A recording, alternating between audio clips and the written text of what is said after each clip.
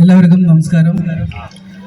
ഈ യോഗത്തിൻ്റെ അധ്യക്ഷൻ ഹനീഫ് ഖാൻ, യോഗം ഈ ബിൽഡിങ്ങിൻ്റെ ഉദ്ഘാടകൻ, ഇന്നത്തെ ചടങ്ങിൻ്റെ ഉദ്ഘാടകൻ, നമുക്കെല്ലാവർക്കും പ്രിയങ്കരനായ ഇന്ത്യൻ ഫുട്ബോളിൽ തന്നെ ലെജൻഡായ നമ്മുടെ സ്വകാര്യ അഹങ്കാരമായ മുഹമ്മദ് റാഫി, എൻ്റെ പ്രിയ സുഹൃത്ത് സഹോദര തുല്യമായ നമ്മുടെ സുബീഷ്, മറ്റ് വിശിഷ്ട വ്യക്തികളെ, അതാതിലെ സുഹൃത്തുക്കളെ, സഹോദരികൾ എന്ന് പറയാൻ ആരുമില്ല, സഹോദരന്മാർ മാത്രമേ ഉള്ളൂ. എന്തായാലും വളരെ സന്തോഷം നിറഞ്ഞൊരു ദിവസമാണെന്ന്. ഞാൻ ഒരു 10-15 വർഷമായിട്ട് ചെറിയ ചെറിയ സിനിമകളും കാര്യങ്ങളൊക്കെ ആയിട്ടുണ്ട്. നിങ്ങൾക്കറിയാം, ചോട്ടാ മുമ്പേ, പോത്തൻ ബാവ എന്നീ 2 സിനിമകൾ ഇറങ്ങിയതിന് ശേഷം ഇതുപോലുള്ള പരിപാടികൾക്ക് എന്നെ ക്ഷണിക്കാറുണ്ട്, ഞാൻ പോകാറുണ്ട്.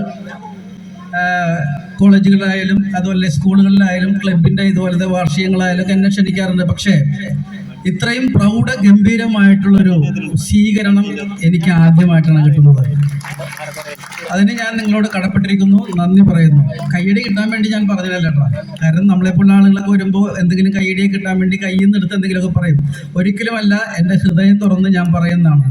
കുറച്ച് നടന്നെങ്കിലും ഭയങ്കര രസമുണ്ടായിരുന്നു. അത് തന്നെയല്ല, ഞാൻ ആരാധിക്കുന്ന, ഞാൻ വളരെയേറെ സ്നേഹിക്കുന്ന, നിങ്ങളെപ്പോലെ തന്നെ ഞാനും സ്നേഹിക്കുന്ന നമ്മുടെ മുഹമ്മദ് റാഫിയുടെ തൊട്ടടുത്തിരിക്കാനും അദ്ദേഹത്തിൻ്റെ കൂടെ സഞ്ചരിക്കാനും ഞാൻ ഒരിക്കലും നുണ പറയണല്ലോ. എനിക്ക് 2 പേരെ നമുക്ക് ISL എല്ലാവരും അറിയാം. നമ്മുടെ ബ്ലാസ്റ്റേഴ്സിലെ മാത്രമല്ല, മറ്റുള്ള സംസ്ഥാനങ്ങളിലെ എല്ലാ ടീമിൻ്റെ അംഗങ്ങളെയും നമുക്കറിയാം.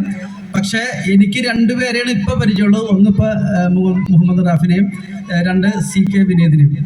CK വിനേദ് ഇതുപോലൊരു ചടങ്ങിൽ വന്നപ്പോൾ പരിചയപ്പെട്ടു. പിന്നെ എപ്പോഴും ഞാൻ വിളിക്കാറുണ്ട്.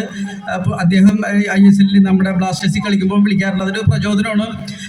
അപ്പോൾ അദ്ദേഹത്തിൻ്റെ കൂടെയൊക്കെ നടക്കാനൊക്കെ സാധിച്ചതിലും വളരെ ഗംഭീരമായിട്ടുണ്ട്. കാരണം എനിക്ക് തോന്നുന്നു ഒരു പെരുന്നാളോ ഒരു ഉത്സവമൊക്കെ നടക്കുന്നതൊക്കെ പോലെ തന്നെ നമ്മുടെ ഫ്രണ്ടിൽ കൂടെ ഒക്കെ പടക്കമൊക്കെ പൊട്ടിച്ച് കുറച്ച് ഭയന്നെങ്കിലും, ശരിക്കും പറഞ്ഞാൽ നമ്മുടെയൊക്കെ സിനിമയിലൊക്കെ മമ്മൂക്കാക്കും ലാലേട്ടനൊക്കെ കിട്ടുന്ന ഒരു എൻട്രി എന്നൊക്കെ പറയൂലേ, അതുപോലെ കിട്ടിയൊരു എൻട്രി ആണ്. അല്ല സുബീഷേ, അത് ഭയങ്കര ഒരു കാര്യമാണ്. കാരണം ഞങ്ങളുടെ കലാകാരന്മാരെ സംബന്ധിച്ചോളം അത് വലിയൊരു അനുഗ്രഹമാണ്. ഈ കയ്യടി, അതുപോലെ ഇതുപോലുള്ള ബഹുമാനങ്ങൾ തരുക, പ്രോത്സാഹനങ്ങൾ തരുക, അതൊക്കെ ഞങ്ങളെ സംബന്ധിച്ചോളം വളരെ ഊർജം തരുന്ന ഒരു കാര്യമാണ്. സത്യം പറഞ്ഞാൽ ഇപ്പം റാഫി ഇവിടെ പറഞ്ഞ പോലെ ഞാൻ ഫുട്ബോൾ പ്ലെയറാണ്, എനിക്കധികം സംസാരിക്കാൻ അറിയാൻ പാടില്ല എന്ന് പറഞ്ഞു.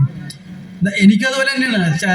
സിനിമാ നടന്മാരെ ആണെങ്കിൽ പോലും നമ്മൾ ബൈഹാർട്ട് കുറേ സിനിമ ഡയലോഗുകളൊക്കെ ബൈഹാർട്ട് പഠിച്ച് 2-3 പ്രാവശ്യം 3-4 പ്രാവശ്യമൊക്കെ ഇങ്ങനെ നമ്മളെ ക്യാമറ മുമ്പിൽ ഇങ്ങനെ പറഞ്ഞ് പഠിച്ച് ടേക്ക് 3-4 പ്രാവശ്യമൊക്കെ എടുത്ത് പറയുന്നത് പോലെയല്ല 3-4 പേര്, അല്ലെങ്കിൽ ഒരു 5-6 പേര്, അല്ലെങ്കിൽ ഒരു കൂട്ടം പേരുടെ ഫ്രണ്ടിൽ നിന്ന് മൈക്കിൽ സംസാരിക്കുന്നത്. അത് ഞങ്ങൾക്കും ഭയങ്കര പേടി തന്നെയാണ്. റാഫിക്ക് മാത്രമല്ല, എനിക്ക് തോന്നുന്നത് ഏറ്റവും നല്ല ഇവിടെ ഇരിക്കുന്ന, എനിക്ക് തോന്നുന്നത് എല്ലാവരും ഒക്കെ അഭിനയിക്കുന്ന ആൾക്കാരൊക്കെ തന്നെ ആയിരിക്കുള്ളൂ. ഇപ്പൊ നമ്മുടെ ഫോണിലെല്ലാം ക്യാമറയുണ്ട്, എന്തെങ്കിലുമൊക്കെ കാണിക്കുന്ന ആളുകളായിരിക്കുള്ളൂ. ഞാനും സുബീഷും മാത്രമല്ല. എനിക്ക് തോന്നുന്നു ഇവിടെ ഇരിക്കുന്നതിലെ ഏറ്റവും നല്ല അഭിനേതാവ് റാഫിയാണെന്ന് എനിക്ക് പറയാൻ പറ്റുള്ളൂ. അല്ല, ചില ഘട്ടങ്ങളിലൊക്കെ ഞാൻ ഒരിക്കലും ഇതായിട്ട് പറഞ്ഞ കേട്ടോ, നമ്മൾ ചില ഘട്ടങ്ങളിലൊക്കെ നമ്മളെ ഇൻസ്പയർ ചെയ്തിട്ടുള്ള ചില ഘട്ടങ്ങളിൽ ഒരു പറയണത് തന്നെ നമ്മൾ ഒരുപാട് കുടുംബങ്ങളെ രക്ഷിക്കുന്നതാണ്, വീട് വെച്ച് കൊടുക്കാറുള്ളത്. പക്ഷെ നമ്മളവിടെ ചെന്ന് കഴിയുമ്പോൾ നമ്മളൊന്നും കാണാറില്ല. പക്ഷേ ഇവിടെ വന്നതിന് ശേഷം ഞാൻ ഇവരുടെ സംസാരം കേട്ട് ഞാൻ അതുപോലൊക്കെ തന്നെ ആയിരിക്കും എന്ന് കരുതി. പക്ഷെ ഞാൻ അവിടെ ഇരുന്നുകൊണ്ട് അറിഞ്ഞൊരു കാര്യം, 50-ൽ പരം ആളുകളെ, പാവപ്പെട്ട ആളുകളെ വിവാഹം കഴിപ്പിച്ചു കൊടുത്തു എന്നുള്ളതാണ്. 2-3 വർഷങ്ങളായിട്ട് 50 പേരെ. അതൊരു വലിയ കാര്യം തന്നെയാണ്. കാരണം നമ്മളെ വീട്ടിലെ നമ്മുടെ പെങ്ങളെയും അല്ലെങ്കിൽ നമ്മുടെ തൊട്ടപ്പുറത്തുള്ള പെങ്ങളെയൊക്കെ കല്യാണം കഴിച്ചു വിടുന്നതൊക്കെ ബുദ്ധിമുട്ട് നമുക്കറിയാം. അപ്പം ഒരു കുടുംബത്തിന് ഒരു സ്ത്രീക്ക് സ്ത്രീധനമായിട്ട് 5 പവൻ സ്വർണം കൊടുത്ത്, അതുപോലെ തന്നെ ഭർത്താവിന് ഓട്ടോറിക്ഷ. അപ്പം ഞാൻ ഹനീഫിനോട് ചോദിച്ചു, ഈ ഭർത്താവ് എന്ന് പറഞ്ഞാൽ മണവാളന് ഓട്ടോറിക്ഷ ഓടിക്കാൻ പറ്റിയില്ലെങ്കിൽ എന്ത് ചെയ്യുമെന്ന് വെച്ചപ്പോൾ, അയാളത് വിറ്റോട്ടെ, ഞങ്ങൾ ഓട്ടോറിക്ഷ കൊടുക്കും, അയാളെ വിറ്റോട്ടെ, അയാൾ വിറ്റിട്ട് വേറെ എന്തെങ്കിലും ബിസിനസ് തുടങ്ങിയോട്ടെ. അപ്പോൾ കറക്റ്റായിട്ടുള്ള മറുപടിയായിരുന്നു. കാരണം എല്ലാവർക്കും ഓടിക്കാൻ ഡ്രൈവിംഗ് അറിയണമെന്നില്ല, ലൈസൻസ് ഉണ്ടാവണമെന്നില്ലല്ലോ. അപ്പോൾ കറക്റ്റ് മറുപടി അത് പറഞ്ഞു തന്നു, ഞങ്ങൾ കൊടുക്കും, അതവർ മറിച്ച് വിറ്റിട്ട് ആ പൈസ വാങ്ങിച്ചിട്ട് ബാങ്കിലിടെ അല്ലെങ്കിൽ ഒരു ബിസിനസ് നടത്തിക്കോട്ടെ. അപ്പം ഇവിടെ വന്നപ്പോഴാണ് ഞാനിത് അറിഞ്ഞേട്ടാ. എന്തായാലും വളരെ വളരെ സന്തോഷമുണ്ട്. ഈ പറഞ്ഞ പോലെ ഞാനും ഈ പ്രസംഗിച്ചൊന്നും എനിക്ക് വലിയ പരിചയമൊന്നുമില്ല.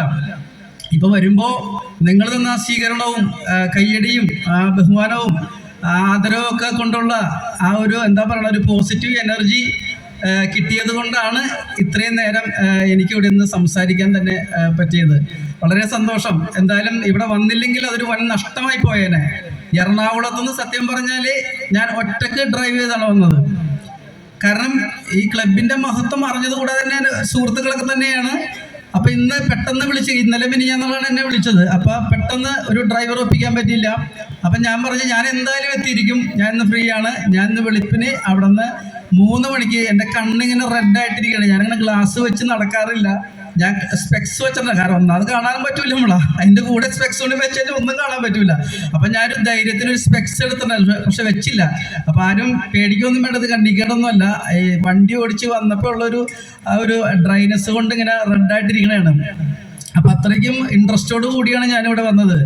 എന്തായാലും നമ്മുടെ gold hill arts and sports ക്ലബിന്റെ ഈ വാർഷികത്തോടനുബന്ധിച്ച് ഈ പരിപാടിക്ക് വരാൻ സാധിച്ചതിൽ വളരെ അധികം സന്തോഷിക്കുന്നു. എല്ലാവരും കൂടെ, പ്രത്യേകിച്ച് റാഫിയുടെയൊക്കെ ഒപ്പം ഇരിക്കാനും റാഫിയുടെയൊക്കെ കൂടെ ഒരു ചെയർ പങ്കിടാനും ഒക്കെ കഴിഞ്ഞതിൽ വളരെ സന്തോഷം. Gold hill arts and sports ക്ലബിന്റെ വരും വർഷങ്ങളിലെ ഇതിലും ഗംഭീരമായിട്ട്, ഇപ്പൊ തന്നെ ഇതിന്റെ ഉദ്ഘാടനമാണ്, ഞങ്ങൾ അതിൻ്റെ ഉള്ളിൽ കയറിയിരുന്നു. വളരെ മനോഹരമായിട്ടുള്ള ബിൽഡിങ്ങും ഉള്ളിലുള്ള കാര്യങ്ങളൊക്കെ വളരെ മനോഹരമാണ്. ഇതിലും ഗംഭീരമായിട്ട് ഇനിയുള്ള കാര്യങ്ങൾ, ഇപ്പോൾ 50 പേരെ കല്യാണം കഴിച്ചു കൊടുത്തെങ്കിൽ അടുത്ത വർഷം വരുന്നോ 100 പേരും 150 പേരും 200 പേരും ആവും എന്നുള്ള കാര്യത്തിൽ യാതൊരു സംശയവുമില്ല. അതിൽ എൻ്റെ എല്ലാവിധ പ്രാർത്ഥനകളും ഐശ്വര്യങ്ങളും എല്ലാം നേരുന്നു. എല്ലാവർക്കും ഒരിക്കൽ കൂടി നന്ദി, നമസ്കാരം. Okay, thank you. Shri Bichukuttan, അദ്ദേഹം ഭക്ഷണം സ്വീകരിച്ച് ഇവിടുത്തെ മുഖ്യാതിഥിയായി നമുക്ക് മുന്നിൽ സംസാരിച്ച അദ്ദേഹത്തിന് ഒരുപാട് സ്നേഹം ഈ അവസരത്തിൽ അറിയിക്കുകയാണ്.